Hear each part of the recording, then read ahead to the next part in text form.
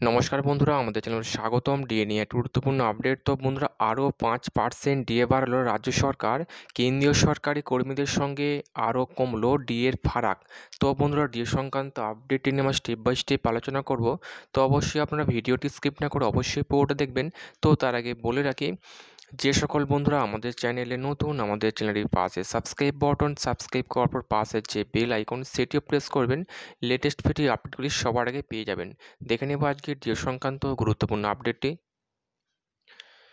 ভোটের আগে সারপ্রাইজ, আরও 5% মহার্ঘ ভাতা, ডিয়ারনেস অ্যালাউন্স বা ডিএ বাড়ালো রাজ্য সরকারি কর্মীদের। মঙ্গলবার সেই ঘোষণা করে দেওয়া হলো। তার ফলে কেন্দ্রীয় সরকারি কর্মীদের সঙ্গে ডিএর ফারাক আরও কিছুটা কমলো। তো বন্ধুরা, আমরা সকলেই জানি যে পশ্চিমবঙ্গের সরকারি কর্মীরা কেন্দ্রীয় হারে ডিএর দাবিতে তারা শহীদ মিনার চত্বরে আন্দোলন চালিয়ে যাচ্ছেন দীর্ঘদিন ধরে, কিন্তু কোনো রকম সুরাহা মিলছে না। একের পর এক সেই ডিএ মামলা সুপ্রিম কোর্ট পর্যন্ত পৌঁছে গিয়েছে এবং সেই মামলার শুনানি দিনের পর দিন পিছিয়ে যাচ্ছে, কিন্তু এ তো ক্ষান্ত হচ্ছে না সরকারি কর্মীরা।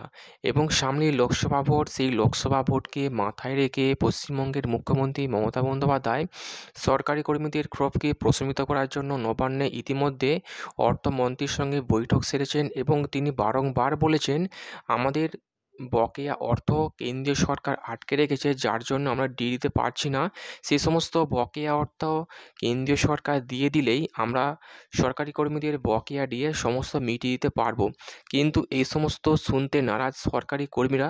তাদের একটাই বক্তব্য, কেন্দ্রীয় হারে AICPI all India consumer price index মেনে ডিএ দিতে হবে। তাই সেই কথাকে মাথায় রেখে অল্প ক্ষোভ কিছুটা কমানোর জন্য রাজ্য সরকার আরও 5% ডিএ ঘোষণা করলো, যা ভোটের আগে সরকার মনে করছে এতে কিছুটা হলেও লাঘব হবে সরকারি কর্মীদের মন। তো বন্ধুরা, এই ছিল ডিএ সংক্রান্ত গুরুত্বপূর্ণ আপডেট। কেমন লাগলো কমেন্ট করবেন, লাইক করতে ভুলবেন না। ডিএ সংক্রান্ত পরবর্তী আপডেট পাওয়ার জন্য আমাদের চ্যানেলটিকে সাবস্ক্রাইব করে রাখবেন। থ্যাংক ইউ বন্ধুরা, ভিডিও দেখার জন্য।